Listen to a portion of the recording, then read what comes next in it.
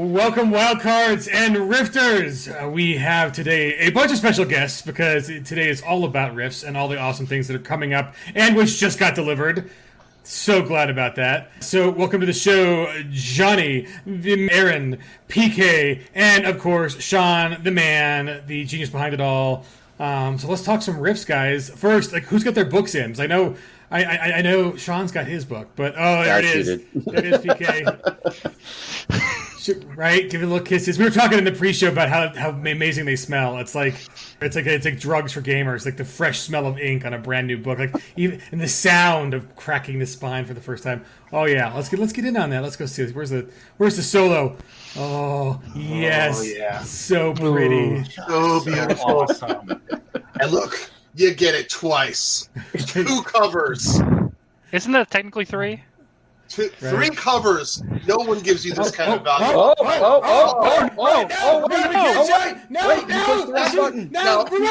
you can't see that. Oh, yeah, see? Really? What's going on? What's going on here? See, yeah, we'll get to that. We will get to that. We will get to that. You guys can't see well-oiled machine here. So, yeah, congratulations on... make a big deal about it. That would not have been a thing at all. People would be, freeze-framing that. But since we all freaked out... We'll get to it, guys. You don't have to stop and rewind. We'll get to it in a moment. Right. We'll never talk about it again. Yeah, that is the plan. We're just gonna leave that. That's just a thing. Just anymore. People just watch us, rewind us, screaming over and over again. Well, yeah. Now they know we all scream like little girls too. It's like sad. The whole badass riffs vibe right out the window. We can't show that yet. That's spoiling some cool. Yeah. It's like the supernatural rule. We got to be talking really low. We'll talk about it. Great. Oh my god! It is Friday. You can tell, but we are excited. So yes, super excited that Rifts Atlantis is now getting the people in their hands. Amazing work there, team. It is. We're so glad that the global shipping crisis finally spit out a product for you guys. It looks so good. It really and I want to say thanks, by the way, on that note, to all the wonderful people behind the scenes at Pinnacle.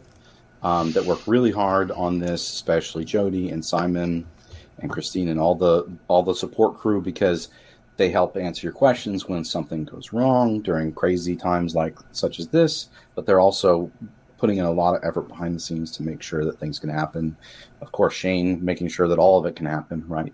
So we just want to throw out our thanks for that because I know that this was an ordeal, and it can be really tough sometimes. Yeah, but it's not slowing us down. I mean, we've got 2 different big projects soon to be coming for Rifts.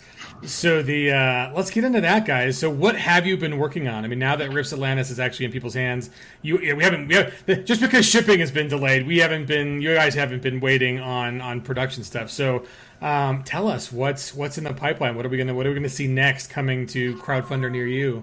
Well, next thing coming to probably a Kickstarter near you is going to be both of the announced projects, Terror on the Dark Frontier and The Land of 1,000 Islands. So I'm really excited to introduce everyone to the SavageRifts development team, where most of the members here, we've got Mr. Johnny Racha, at least on my screen, Mr. PK Levine, Mr.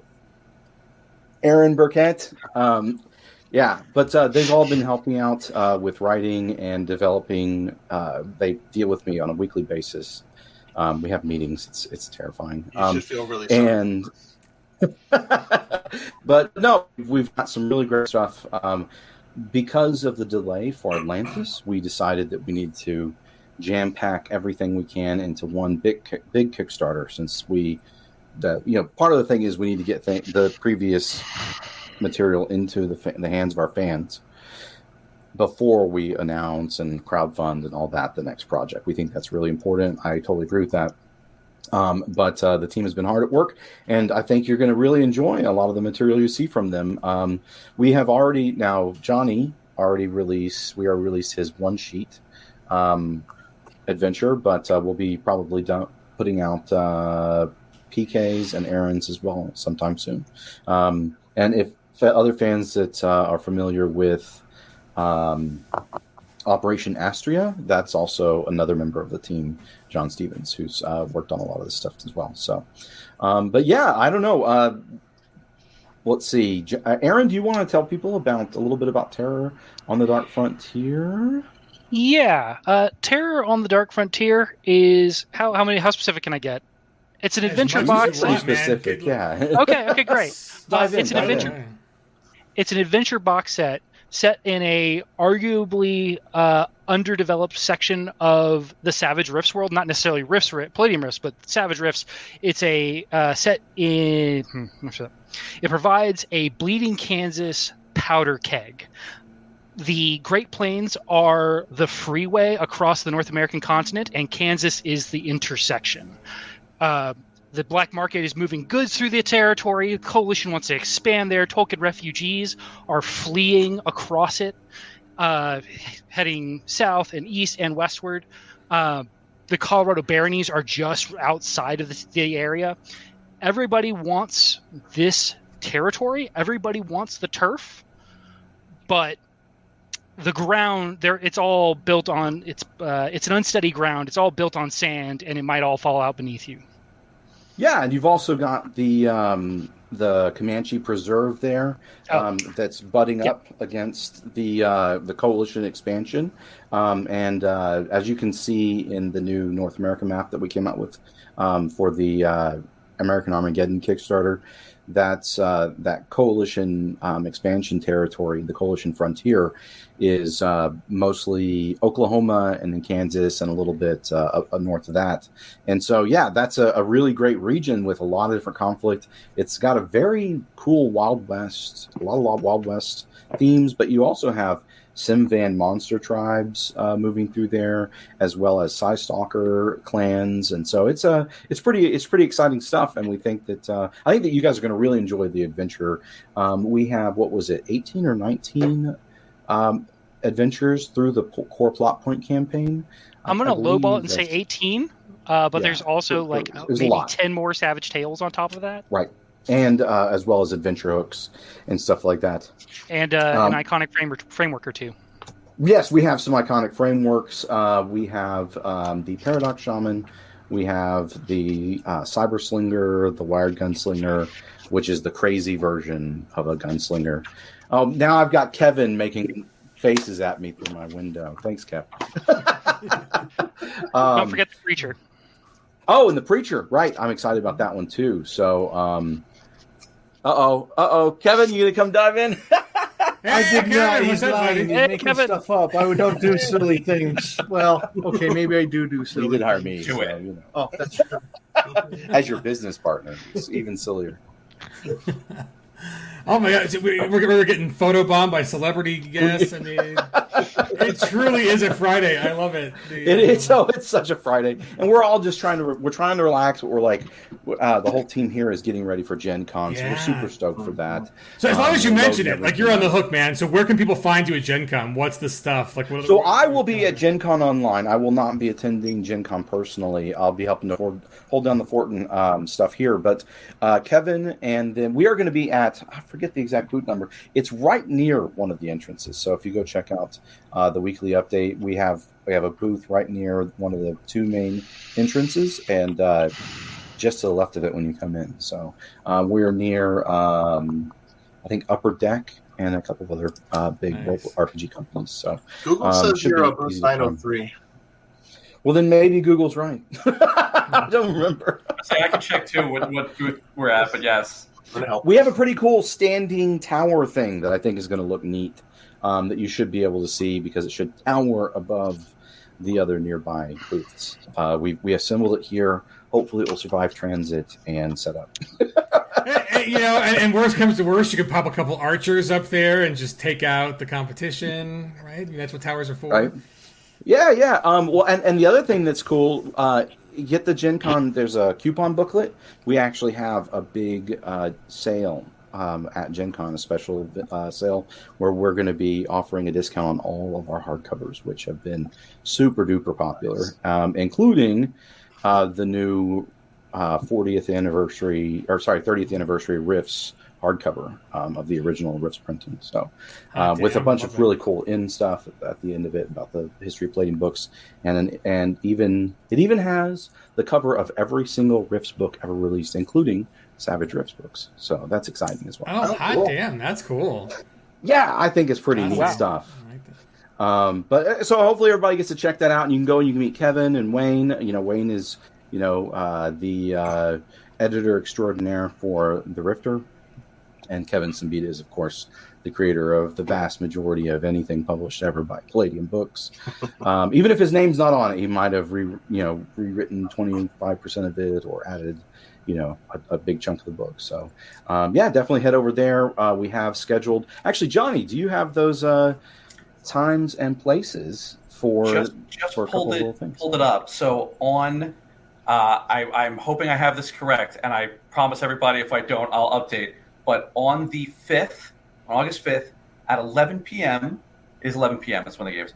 But in Pennsylvania Station A is the room name. I'm going to be up on the stage with Kevin himself, and we're going to be talking about future Palladium stuff. So that's and if we can pipe you in, Sean, great, we'll pipe you in.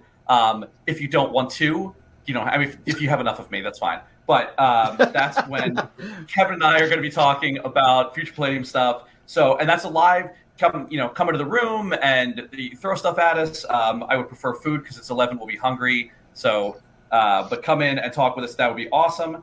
And then for an online event, Sean and I are going to be talking. That's in a separate email. So now I also love that this is serving as the update, for Sean, because Sean does not know these yet when I was on this. We're doing it live! He's being voluntold. We are on the 6th, Sean, the next day. And I think we are at... time. All right. I think it's 7 p.m. Okay. Cool. That's your one. I just realized now, I don't know... Yes, but I don't know what time zone I just realized now, because this is coming from Indiana, and I'm Eastern time, and so are you.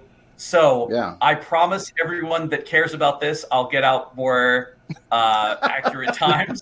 But sometime on the Saturday evening, tune in and listen to us talking about. And these are official events, so you should be able to easily search. Yes, for these are active and listed. So if you go to the GenCon, if you don't trust me, which is a smart move, go to the GenCon events page, and these are live. They're just listed as live Q&A with Sean and live Q&A with Kevin. So these are findable on the GenCon page now. Indian is Eastern time zone. zone. Reason why he has an editor. Yeah, no, I'm kidding. Yeah. What were you saying, Aaron? Indiana is Eastern time zone, so you're good. Oh, we should be good then. Is that true? All should be Yeah. good. It's Eastern time, the Eastern correct Chicago. time zone. I don't know. one Exactly, true 'cause I have no time idea. zone. Everything over here confuses me. So Yeah, we have so much fun guessing who's in what time zone because everybody's across the country. There are more misplannings based upon time zones than anything else. And not that we need to do like the Soviet Russia thing where it's like one time zone for the entire country. Can you imagine that? 8 a.m. for you is actually 6 p.m. because you're 3,000 miles away from everybody else, Soviet in Russia, Moscow. maybe, yeah. Right? Well, Brazil does that. Yeah. CST. Yeah, it's a thing. I will say, just to get back to, by the way, with Terror on the Dark Frontier, since I know a lot of people have tuned in, they want to hear about this. This is going to be a boxed adventure set. It's going to have a separate booklet for the campaign, a separate booklet for players, right? And we are looking at what kind of cool goodies we can include. Is definitely going to include multiple pawn sheets, because in addition to a lot of the character-facing options, we're also bringing in a lot of monsters that were in for traditional Palladium releases. Are really classic monsters like the Black Fairy and some of the other stuff that you Fury might be familiar Beetles. with. Fury Beetles, right? The Gwilax. I always like those, but just a lot of cool stuff that people are familiar with that you may not have seen print in SavageRifts yet. So this is going to be a real great set, and they'll be coming with the pawns in the box with them. So that's really awesome too. You'll get new stuff and pawns for it. Along with it, we look to have some cool stuff like wanted posters to hand out, maybe some badges. I don't know. Badges! We Badges! don't need those stinking badges. We need some badges. We always need badges. Come on now. I like the idea of stickers, but I think it's too much. I was on the half of the team that I did no work on Terror on the Dark Frontier at all. And I am for anyone that's in my camp, I am from the camp that never buys pre-adventures for anything, right? I never buy adventure material. I write all my own stuff. I write my own stuff. And I got to read all the manuscripts and everything, obviously, and I'm drooling over this thing. Not only is the adventure material super, super cool, but it's packaged inside campaign setting book, right? Like you're not just getting an adventure that you have to run on the rails for your players. You're getting this whole, I love the term bleeding canvas, Aaron, I'm stealing it, but you get this whole enormous world to play in. You can pick and choose out of these things. You can sandbox this. You could run none of the adventures, and the setting and all the cool stuff going on would still be so wild and worth getting. So as someone who I am 100% the biggest skeptic of pre-written adventure material, and I never do it, and I would be grabbing this in a heartbeat if I wasn't already getting it, because haha, I'm on the inside. But just to give a plug as someone who didn't write it and therefore can say these things without it being bragging, Like it's cringe. amazing. It's so good. Well, and PK, you also play tested a lot of it, and you were on the writing team working on Terror. So, do you want to share some of your feelings about it overall? Yeah, like Johnny, I haven't really done much to it except for a little bit of advice and such, but I've been running it. And I will say, like, the adventures themselves are really fun, really out there, and inventive and interesting, to where my players did not see things coming, and they kept putting themselves in positions where they're like, well, the logical thing to do would be to do this, but they hadn't looked deep enough, and then because they didn't, it bit them in the butt. And I love when adventures do that, because yeah, absolutely, that's great. But I've also, since having this, have used it not just for the adventures, but I mean, it's basically like World Book CS Frontier, like it really expands the CS Frontier area. And my favorite thing about that is, like, a lot of the players who weren't super familiar with Rifts in our game would look at the map. Like, actually, let me real quick. Like, you look at, let's see if I can get it up. Bam. Uh-oh. Where'd I go? Okay, There you go. so you look at the map. Boom, boom. There you Here, go. and it's like, boom, CS Frontier. And they see that, and they're like, oh, that's a coalition state. And I'm like, no. Had to explain to them, orange means that the coalition claims to control that territory, but in no way, shape, or form do they actually control that territory. And the new mapped area that's included with, that's the map of Terror on the Dark Frontier, expands that and really shows areas of control, the Comanche Preserve in the center, where the CS actually has frontier areas and other things, and it just fleshes out that area tremendously. So that's one of my favorite things about it. So as long as we've got you on the big screen, you just got your Atlantis stuff, and do you want to unbox those dossiers, because those? Oh my god, those are super cool, and we haven't really shown those off to people yet. I think Johnny's got his paper printout version. I know. Come on, Yes. please.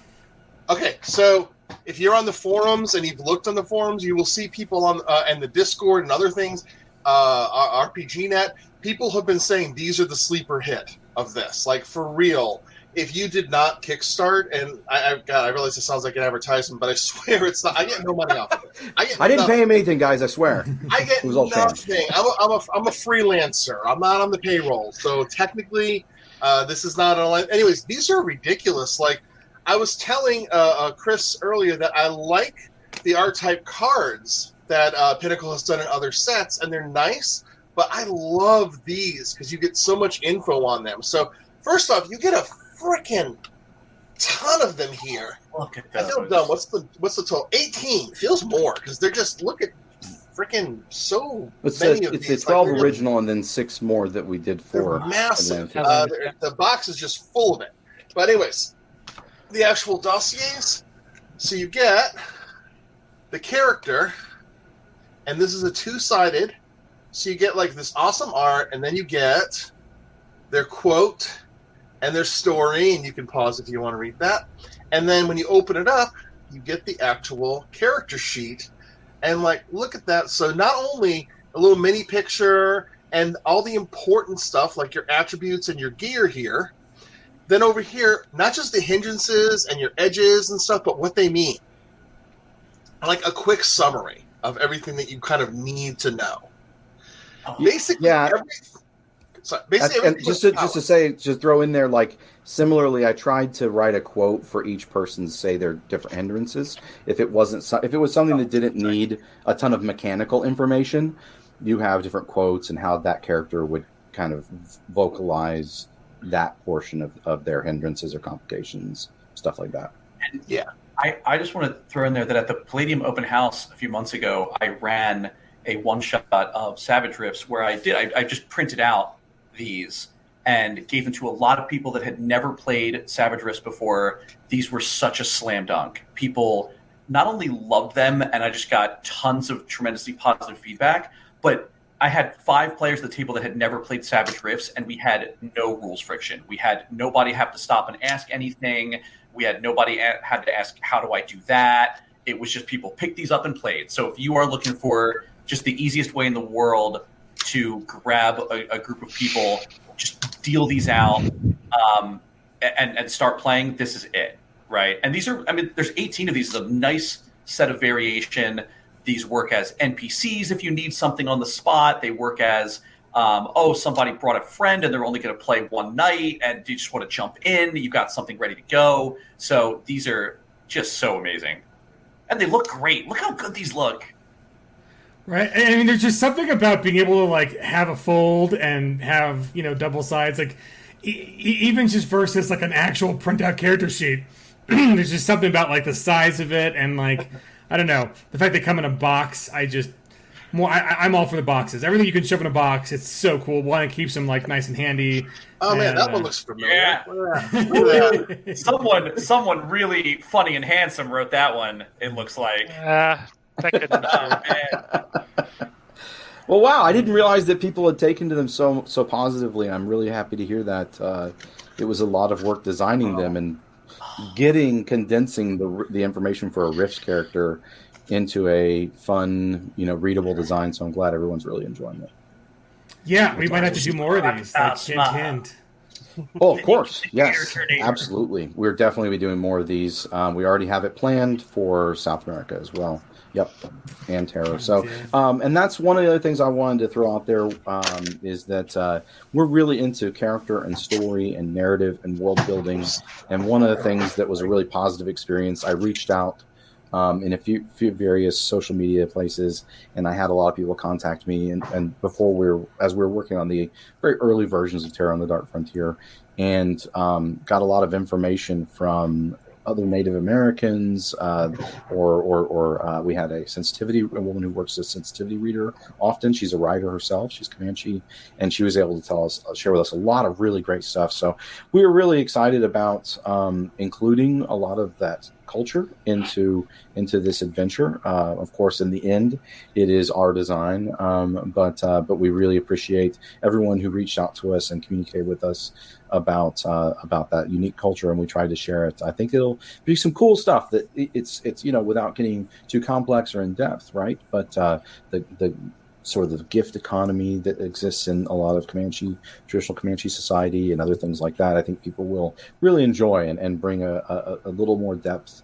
and verisimilitude to the setting. So not just focused on the cowboys, right?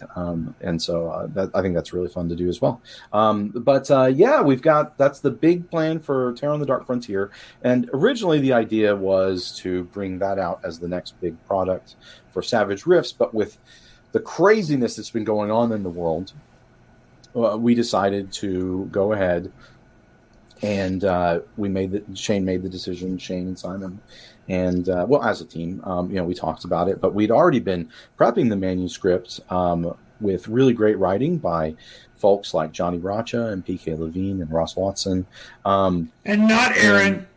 because his writing just. I have words in there. I do have He some. does have You words. do have some words in there, yes. We let him leak a little bit of his brain into little.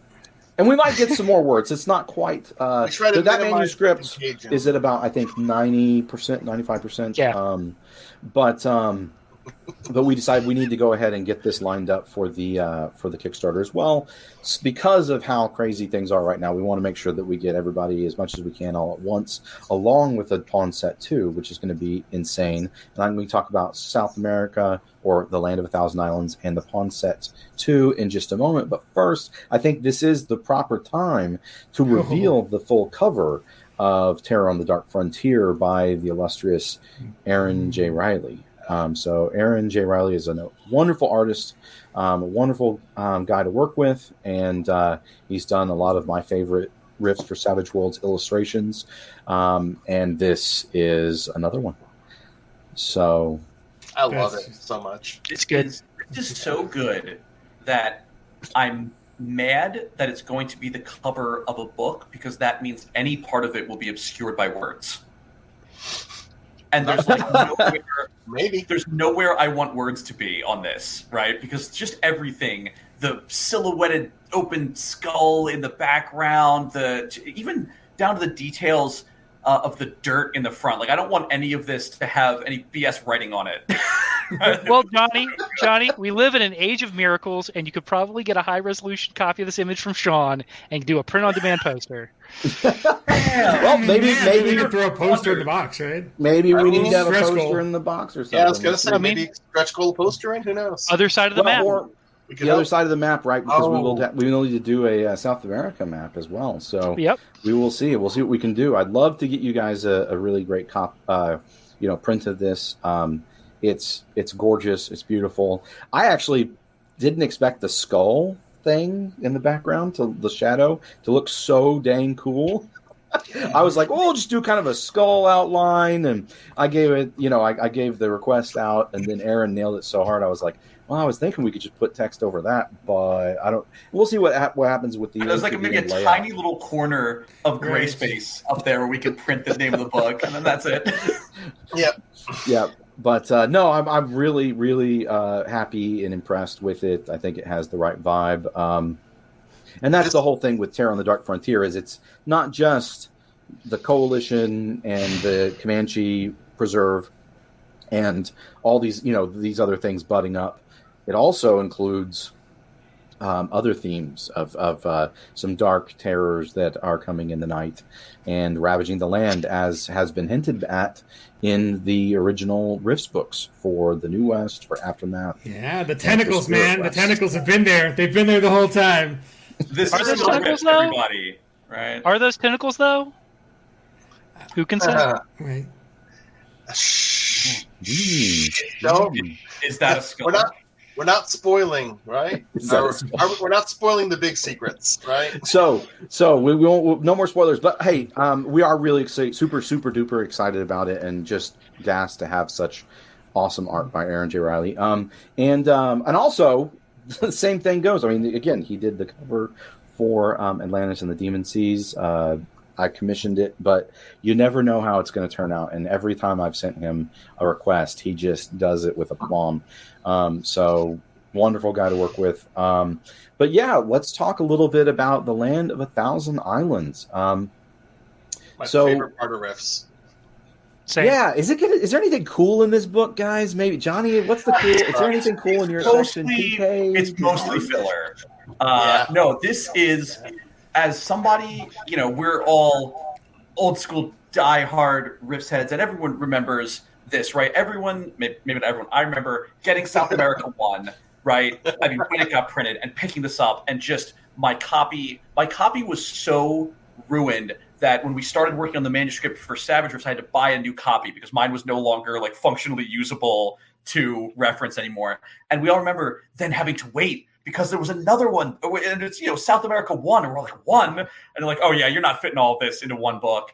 And so our book is dense because we did fit all of this into one book. We did take all of this stuff. So the favorites are there. The number of discussions we had as a team about how to fit, everything in here, and how to get all of the best stuff and preserve the amazing, cool themes of it while still giving you so much new stuff to play with in the Savage setting. It's absolutely incredible. And now I feel bad because I said all that stuff about Terror, having not written it, but I did write like a third of the South America book, and it's still great. And the stuff I wrote is great, and I'm totally fine saying it. And the stuff that PK wrote is amazing, and stuff that Ross wrote is amazing. So it is so good. I have had the pleasure of, I've been running now a SavageRifts game where I've got a bunch of people play testing the stuff that's in this book. So I've been live using it. I've been running a campaign set in Colombia. It's so fun. So this is just everything from a whole new continent and setting to look through, that you can, be from and explore all of these new fun things to play. Absolutely do not have time for me to do all of the rants I want to do on how great this is. But as somebody, Aaron is like texting me that I'm pronouncing things incorrectly. All right. Quiet you. I'm a writer. Not a reader. Not a reader. I'm a writer, not a talker. Yeah. Hey, I'm not a pitch man. Just it's pronounced. Well, no, but you got so what's one of the biggest things that you worked on was, I would say, the anti-monster. I would say the anti-monster. But then that would be selling the bio. The biomancer. That's because I think what I've heard as someone who lurks on all of our forums and everything else is a ton of people asking, "Hey, when are you ever going to do biomancy? When are you going to do biomancer?" There, right.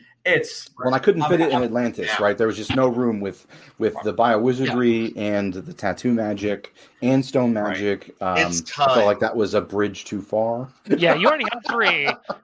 Push it to the next thing. Yeah, but all I'm saying is, if you want your giant animated trees and you want your fire breathing bat lizard cats, I mean, you've got it, right? It's all here. So if you want to, all the cool monsters and things that the Lemurians have and are right around on, if you want to make them yourself, you can make them yourself. All this stuff is really fun to do. Anti-monsters have been a favorite for a long time, just on how incredibly cool they are, how cool they look, the vibe of them, these enormous culture heroes. It was so interesting to do a very different, someone that fills the Cyber Knight role very differently. It's like this hero of the people that fights supernatural evil things. But, in North America, they're psychic paladins, right? They're often supposed to be these charming, handsome knights in shining out. And then you get to South America, it's like, oh no, it's a giant monster thing. It's this horrific. They made their own nightmares. Right. Yeah. I have become a monster to destroy monsters. Yeah. Yep. And they're getting parades, right? And then you go to the country they're from, Aaron, and they get parades and they get celebrations and Viva Colombia! Right. So I'm really happy with it. I'm really happy. I mean, you had the idea to kind of give them a luchador slant, right? I don't think I did have that idea. I feel like they just are that. I think that there was a little bit of the performance, in front of the troops, being the hero on the front line, inspiring everyone around them. That's what I will spoil a little bit and say that in this iteration of them in Savage, you do get a little bit of control over customizing your sort of superhero persona as an anti-monster, and you get to kind of customize what niche in that mythology you get to fill. So the anti-monsters are very unique. They're not all carbon copies of each other. They're not assembly line made. Everyone is bespoke. And as you're building yours, and as you're continuing to gain in fame, and which directly impacts your abilities, how famous and awesome you are in your homeland, you get to continually develop your persona, even manifesting as new abilities. So a lot of fun. So we're gonna have to put Savage Swagger on the dossier cards and have a little rating system. little thing for cheering section. This will cause people to just endlessly, argue about what's cooler and when riffs, right? Is trying to stack stuff. Okay, that like argument hasn't been going on for right. Stack stuff like that up against, say, like demigods and stuff like that. Which, by the way, PK. People have been asking I also, as you know, obsessively live on the forums, not just not just peg forums, but also everything from Reddit to RPGNet to well, you name it. I'm probably at least lurking there, spying on you and engaging in conversations and such. So I know people have been talking about South America, some of the things that they're expecting and interested in. The demigod is always clearly near the top of that list. Since in South America, one of the nations, for those who don't know, is called the Empire of the Sun. They were founded by the actual Incan gods.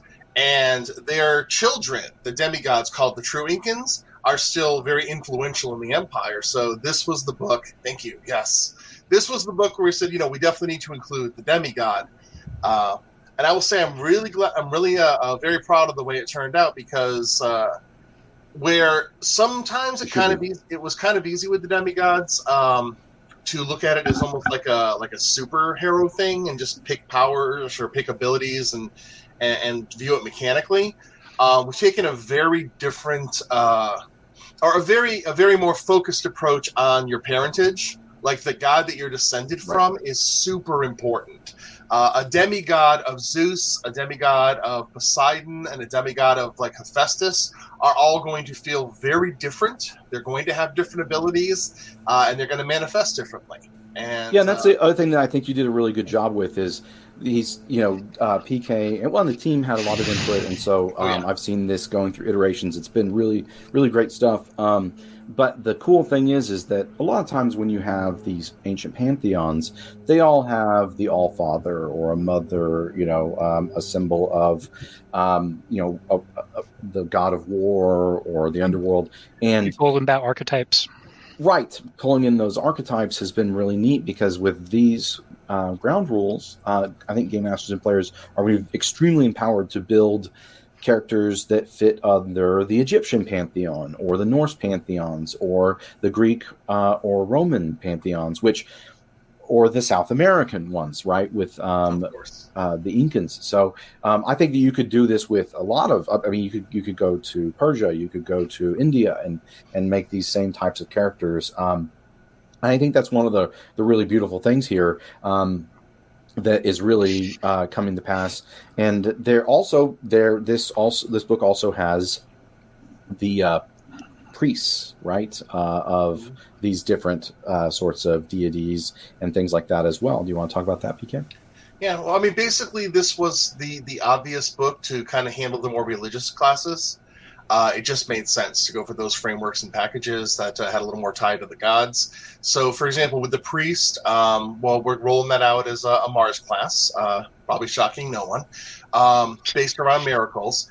But the interesting thing about the priest is the approach that we've been taking is whenever there is a specific religion that should have specific abilities. Obviously, an Incan priest aka a sun priest, should be different from a voodoo priest, but they both still are priests. So where those come in is the iconic edges. Sun priest is an iconic edge, and it adds that Inca flavor that the sun priest would need. Voodoo priest, iconic edge, adds that voodoo flavor that they're going to need, that they would appropriately have. And without any flavor, it's fine because the package still handles just a general priest just fine. In fact, I believe, Aaron, with we were talking about the preacher in the Terror on the Dark Frontier is going to use the priest package, but I think you were saying that doesn't really need an iconic edge because it's just. Well, that's just a classic preacher, right? Right. It very much sets the baseline, operates off of a certain baseline that the Mars fulfills. Yeah. But with the fact that we can just have an iconic edge for any religion that needs specific needs for the priest, it just expands it to be kind of like the demigod. This is going to be a package that's going to be almost infinitely customizable. And all this is still in development, so we're sharing a lot of details. I just want to make sure everybody knows. I still haven't done my final editing pass on this. We're still playtesting a lot. We're of course going to do the regular fan feedback period. So if you really want to see this first and give us your feedback, we're super interested in that to make sure that everyone feels like the things that they're interested in playing have all been represented well. And having part of your game. But we've also got some really great stuff for the line makers. the Nazca Line Makers, the Nazca Line Warriors. We've got what else do we have? We have the Gizmoteer, the Amaki Duelists. We have Blood Riders. the Blood Riders, the Megaversal Legionnaires. I mean, we have got. And I love the Universal or Megaversal Legion. So, and we've got so much cool stuff. And the best part about this is that this is one of those books. So, and if any Palladium fans that maybe haven't read much into the SavageRifts stuff are listening, or if you're just an old Palladium fan and or someone who hasn't tried out SavageRifts, one of the things that we really enjoy is we approach this whole series like, yes, we're giving you all the rules bits you need to do the cool stuff, all the major cool stuff. We try not to miss the core fun stuff that you need. But on the other hand, when it comes to the lore, we want to give a broad overview so that new players can get in. And this is also for anybody who's not familiar with Palladium Rifts. But we also list every single book that it comes from. And the whole point is that Palladium, we're not trying to replace the Palladium, like 100 plus Palladium books for Rifts. We are trying to make this an easier entry point for people and catch up the timeline. All SavageRifts books are set in 109 PA, all the world books. And so we're trying to catch up that timeline, make it an even keeled thing. It's similar to Rifts Aftermath for fans who are Palladium fans. And so I think that's one of the really fun things about this book, actually. It made me nervous at first. I talked to some people. I think I gotten some ideas from PK, a couple of buddy of mine's, Ross. But I was putting together a big document for Kevin while we were still outlining the book to make sure I understood the interrelationship between all the major powers. And, I took it to Kevin and he read it and he was like, Sean, who wrote this? And I was like, oh crap, he hates it. And he said, no, I said, well, I had some input from friends, but I wrote it. And he's like, oh, it's great. It's awesome. It's amazing. I love how you bring up the timeline to 109 PA, because the original books were only set in 102 to 103 PA. All of them were saying, war's brewing. This is about to happen. This is about to happen over here. And we have seen those things play out. You can read about that in this new book. And you're going to see there are new alliances and things that I don't think anyone would have expected, like with the Archons. So I think that they're them and Omagua. So I think there's some really interesting takes. The Megaversal Legion, we're really expanding on the lore there. That's one of the things that I originally pitched to Kevin, and I've got some really great material for. I think people will really enjoy it. And as long as they don't kill each other when they meet, I think that the Megaversal Legion and the Tomorrow Legion could be really great friends. It's a really neat book, and we've got a lot of cool material. The art is in progress, and coming along with it is a massive, ridiculously stupid, massive pawn art request that Alita and the team at Sigil Entertainment are already churning through. It was 98 pages. In Word, just the pawn request list. Yeah. So it's like 100 and there's like 100. And we all worked on it. There was everyone worked on it, right? There was a lot of hard work put into it, and trying to make sure that we get the details right, and that it's canon. It fits the canon. It fits Rifts. And so I'm really excited about that, because we're going back through and we have the opportunity to backfill maybe a lot of things that didn't, for instance, in the Savage Foes of North America, that were not illustrated. A lot of those things are being illustrated and are going to be in this pawn set. But I think the biggest way and the best way to hype you up for pawn set 2 is to show you how awesome pawn set 1 is. Oh, hot damn. Let's do this. So... are you grabbing yours? Okay. I'm grabbing mine, but it's okay. You do that. I just have something I want to share when you're done then. This is a really great... This is included with the pawn set 1. It is a list of all the pawns named, and with the number and their photo on the other side, their image on the other side. Almost all of the pawns also have back art, anyone that's appropriate for, including like the dragon, the hatchling dragon. These pawns look amazing, and it's a big... heavy set for anyone who hasn't seen. I just knocked off your camera shook when you. My monitor's like flip. Yeah. But yeah, PK, did you want to show off anything specifically, or? Well, okay. So it comes in the box that Sean is showing. Now, if you're like me and you're, well, I know a lot of you are, you ordered 2, and I just wanted to share a life hack. So if you ordered 2 of these pawn sets and you're like, well, I need to carry these around and that would be convenient, they fit perfectly in the Adventure Box set, which I have carefully modified using advanced Golden Age technology from a Rift set to a Rift pawn box set. But no, check it out. They basically fit. Oh, hold on. Oh, I'm knocking crap over. They fit. Oh, well, that is pretty much perfect. That's just Look at right. that. Yeah. Look at that. Flush. That's right. And, and people are going to be like, oh, wow, did Pinnacle plan that? And the answer, of course, is obviously. Of course. It's all Simon's genius. We'll put that. If it's bad, Yeah. it's probably my fault. But If it's that genius, frees it's up- probably Simon.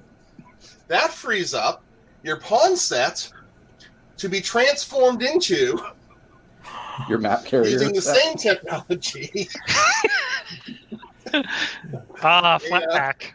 Yes, The glory of So- flat pack. exactly. So this is just super convenient because then you can hold other stuff. So I use it to hold Oh, the that's Atlantis map. Let's take a moment and just appreciate that beautiful freaking map right there. And a lot of thanks to, again, And of the folks course. at Sigil and Aaron. Oh, Riley remember I said you for get that 3? cover. There's 4. There's a 4th copy of that sucker. So, all right, so we've established the precedent that you can totally have some really great cover art on the back of the map. Right. You're just going to do it again. Absolutely. And again. And actually, I forget. Oh, I lost And track. do you have the battle maps? And Yeah. that's what I was getting to. So I have the battle maps. I actually just chopped that off and put it in as a holder. Look at Battle Map 1, Map Pack 1, Ruined City. All right, let's do this. Hold on. And these things are huge. I mean, this will Yeah. this will cover your, I your gotta table. look at that. I'm trying to get this in frame just right. I'm a big guy. I am a large man. This is a large map. Can we be clear on this? Look at the size of this thing. Well, we really wanted something that could be a great tactical battlefield because I know it's personally I have a really hard time finding finding great maps of ruined cities for use in Rifts. And here is the- Yeah, there's Yeah. a real And lack more- of post-apocalyptic cityscapes. Right, or wildernesses, right, with just Yeah. the right kind of stuff.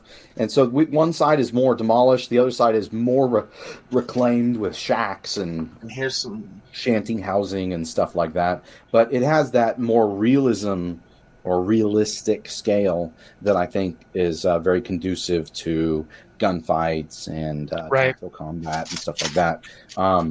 But yeah, that is that. I was really happy with that one. And then that is the map pack for the Ruined City. Yep. Thank you, PK, so much. And then the other one, this is my favorite. Oh my gosh, it's so good. That's so good. The Magic Stone Pyramid, the Atlantean Pyramid. And yeah, show the yeah. Oh, I know. Yep. I'm on it. And the thing that's crazy about this is if you find any temple maps, you think you can find that. No, they're all ruined, broken temples. This is a new, fresh, clean, beautiful Yeah, it makes sense, actually. That checks out. Atlantean temple, Oh, yeah, look. and moving and fighting all your way up to the entrance, which also you get to do as part of the plot point campaign in Atlantis and the Demon Seas, which is a fun scene, I think. But But what happens if you make your way inside, Sean? well, What happens look, if there's you make more. your way inside the pyramid? Yeah, those are so cool. Oh, these are so good. with all the actual chambers for healing, meditation, dimensional transport, So big. making items, right, all types of stuff. It's great. It's amazing. Size comparison here. Jesus. Yeah, Look so at these are They're big. It's a massive map. So yeah, Just carry that around with me now. It's very slimming. You have a huge map next to you, and it's Be like, PK, have you lost weight? Shh, no one knows my secret. They're just lost with their eyes on your architecture. Yeah. Oh man, you guys. Your body is a temple, Well- BK. Hey. It's crumbling, and it's not crumbling. It's on, Yeah, I mean, so Yeah. we need to get some marketing branding here. We need to get Brother to release not the P touch, the PK touch, so you can relabel all your boxes. Which tells me we need to do more boxes, man, because these. And that's what I'm really excited about with both this set.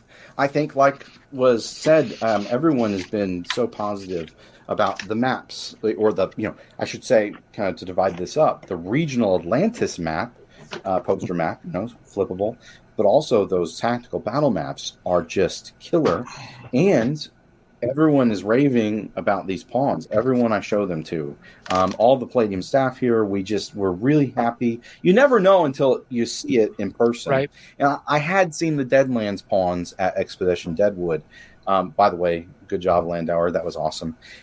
But that's it came out so well. The art just almost seems to jump off the page even more with the finish that's on these. The materials. This is going to last you a long time, and we tried to give you as much as we could. We've got a whole squad of Skelelots, a squad of Archie's bots, a squad of Coalition troopers. We've got a squad of Zytikic warriors, right? We've got a squad of a lot of these things. We've got a squad of a full 5 Broadkill, right? And mixed in with these are weapons troopers. And your right, we've got all types of stuff, right? And the dog boys, we've got Simvan, we've got all types of stuff. Troopers in body armor, like the Bushmen, right? Very common for a lot of your heavy infantry types and police and militia and Rift's Earth. So all of that, squads of Kitani, right, and Vernulians and all types of crazy stuff. In addition to that, we have vehicles, a Mark V APC as seen from above, a squad of Altaran warrior women to accompany your Splugorth slaver. Right, that piece which is also so big seen and from so above. cool. So you can put characters. You can actually battle across the top of this thing, right? The Mark V APC. It's amazing. It's awesome. It's huge. A Titan combat robot. By the way, I'm working on Titan Robotics. That should be hitting soon. But no, just all types of cool stuff. But a lot of people have bought 2 boxes because they want to field 10 Coalition infantry, 10 Skelelots, stuff like that. So I think that being able to put this on the table. Squads are actually 15 for everybody watching at home. So if you're thinking about how many pawn sets to grab, it's. This is so Rift. It's like you don't need 1, you don't need 2, you need 3, mothers. Come on, I know now. people who have bought 3.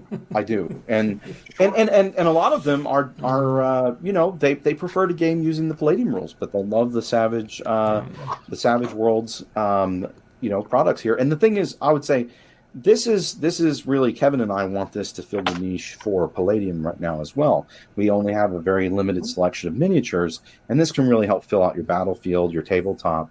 And we work really hard on these. Kevin and I work really hard on these art approvals as well. So we put a lot of effort doing it as well. Yeah. What's that? Like, pawns are better than minis. For PCs, mini. Grab a mini. For the GM, pawns, because I'm not going to carry a giant box of minis for everything. There's no way I'm going to have a box of 10 Skelebot minis and then a box of this bit, but pawn, 2-dimensional storage. Well, to pull out Skelebots and Coalition already maybe see. Yeah, but like, for instance, what about skeletons and zombies that might be raised? Do you really want to buy and paint all those? Do you have the time? Do you have the money? Right. So this is a very only if you already have. Right. But this is a great way to open up your box of Hero Quest and take out all those existing skeletons. But right. But no, this is a great way. Like you said, this is a great way to do it, and there's no painting necessary. Right. I mean, I guess you could paint it if you wanted to, but I don't think you need to, because we had people do a great job. And the other, just to keep plugging on this, pawn art also is very easy to put onto a virtual tabletop. If you could have the nicest mini in the world, you can't put that mini onto your Foundry game, right? You can't get it that way. But pawn art goes right onto the virtual tabletop. Well, and that's the other thing that's really cool too, because the art you're seeing, the work we're doing, it also transfers over to the virtual tabletop, which, by the way, are the team we have with Dr. Amy Marshall and the great team that's working on this stuff. Shout out to you guys because you do really awesome work. I've been very impressed with everything that's been released for virtual tabletop, for both Foundry and Roll20 for Rifts for Savage Worlds. And I've seen a lot of stuff that's coming up. It's really cool. And this also, you're seeing, this is a preview of the art that's in those modules as well, right? Mm-hmm. So all of this is helping to flesh out not just the battle maps you get or the pawns you get in physical form, but the tokens that you're going to see on the virtual tabletops, the battle maps you're going to see on the virtual tabletops. It's all real great. It goes really far on how much it's going to really, I think, change your gameplay experience. It takes a little. Oh, sorry. Go ahead. I was going to say they combo really well because when you have the archetype someone's using, you have the exact same pawn right there on the map. Yep. So that's the other nice thing too, I take right? It back no, what I said about miniatures for PCs. Use pawns too for that. Well, I think especially for a new player, right? Yeah. Especially for a newer player, I think that's great. This is accessibility right here. This is something where you as a GM can gather up 3 to 6 year buds. They can have no experience and no preparation. And that you just say, hey, listen, let's get together Friday night. And here you go. It's already done. Here's a dossier. Here's a little pawn. The map's on the table. And you get right to the good stuff, right? You're going right to game. Yeah, right. They're all things that help onboard people. Yes, yeah, and I think that's one of the first things I noticed. I was designing this, and I printed up a version before the final one that you see in print, right? And I took it to Expedition Deadwood, and people were immediately like, "I'm in." They chose their characters super fast because there's that combination of the visuals, the descriptive text, and they could just read the quote, see the picture, read the quote and the character's name. They knew it was going on, and then they were very comfortable going in and reading at least the basics of their equipment or the power names, and it all works really well. It all works really well, and it's very inviting.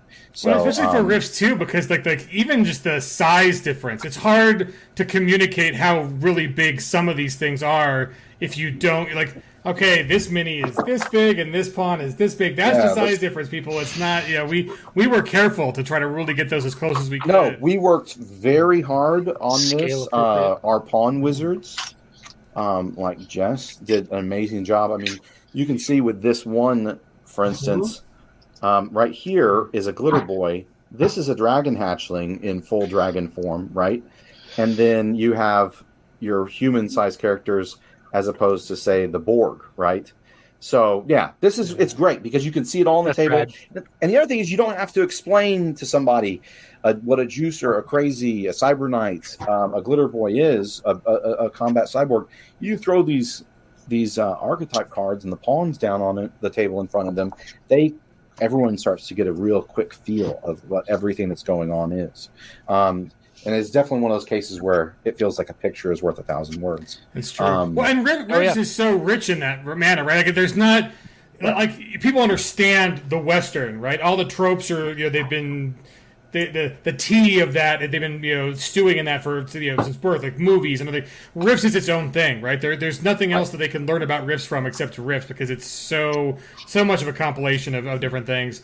Right. So getting that communicated easily is a challenge, but it's a fun one because that's where all the fun is, right? The fun is in that it is Baroque in how much detail there is and how much new mythos and storytelling and world building there is, and so being able to be like, yes, here's some dossiers so you can get an idea of like what's a crazy, because that's a concept that's not super common to other forms of RPGs. You need, here you go. Here's a picture. Here's an explanation. I love the art of the crazy too. Like her face is just so like, I love it. But and it is tough, and it's something that's not easy to describe, and that's what I think is the special thing about Rifts for people that haven't encountered it before or haven't really drove into the lore, is that you come for the science fantasy playground. Mm-hmm. but you stay for the unique world building and characters and heroes and villains, right, that are unforgettable. There's a reason that Jerry Bruckheimer told Kevin Siembieda, Jerry Bruckheimer, the famous movie producer, told Kevin Siembieda, the creator of Rifts, he said, "I want this to be my Star Wars." Unfortunately, they never were able to put together what they needed to for a Rifts movie, which would have needed a great script. But but anyways, no, this is really exciting. We're super excited for everyone to be receiving this stuff. If you haven't picked it up yet, get it now. We've got, again, if you need a second or third pawn set, sorry, my green screen does weird stuff, but honestly, they're really good. But yeah, get one. See if you want a few more coalition soldiers. That's why I think that's the thing is I wanted to make sure that we had a little more breadth in the things that we covered. I didn't want to put in 10 coalition soldiers and then not include the Zytikic. So that was kind of the reasoning behind that. But this is I call it a megapon set because it has 12 sheets instead of 8 like the ones for Deadlands. So I mean, it's just you're getting a lot of bang for your buck when you pick this up. The other thing is that we do have all this, like I said, really great material coming. The team is working actively. We're working hard on an update for the rules of SavageRifts to help. It's not just mythology; it's real. Bring them in line with the newest update for Savage Worlds Adventure Edition, which we really love, and we want to make sure we do it right. And sometimes that means with our approaches that certain material might go into a new book, certain material might come out as an update and a PDF, certain material might need to wait for the future or come in some other format, like say the Savaging Your Favorite Rifts Ideas free PDF. I know a lot of people have been asking about, for instance, what about the Superpowers companion? How do we use that? And we want to make sure you can kind of figure it out, especially with the sidebar that I have, I think on page 8 or 10 of the Tomorrow Legion Player's Guide about bringing in heroes from other Savage World settings. But we do want to give you some more nuanced guidance in the near future. But beyond that, like we've talked about, we will be having a Kickstarter that's going to contain Terror on the Dark Frontier, Land of a Thousand Islands, Pawn Set 2, and archetype cards and maps, battle maps, and a South America map. And the Terror box will also have a map of the Coalition Frontier / Comanche Preserve claimed regions. It's going to be a lot of fun. We have a lot of great stuff coming on the Pinnacle side. Also on the Palladium side, I want to make sure I put this out there and announce. I'm finishing up work on the Titan Robotics manuscript. And if you're not familiar with it, that's Archie and Hagon created a robot manufacturing company to act as their kind of eyes and ears in the world, and this is the coming of that. The really fun part about it is I've picked up some of the ideas that Matthew Clements had already worked on, and we have basically a new play paradigm. You can play as a Titan Robotics courier team. So the Titan courier teams actually feature synthoroids. They are realistic human replica androids that work as undercover agents as part of courier teams and then other missions and stuff like that. You could do that one-off, or you could play in that new paradigm as a courier team that turns Rifts more into something that includes a lot of industrial espionage, learning the secrets about Titan Robotics and maybe the Sumerians and Archie and things like that. Getting into skullduggery with the Coalition, Northern Gun, the Manuscript Imperium, and then of all the crazy Rift stuff that happens, right? And you can also play as a Titan Dispatcher, which is a team leader. And so those characters are something I think really unique and fun as well to be added to Rifts. They're all about the cover story. They're all about the subterfuge and getting a team in and out without anyone realizing what that courier team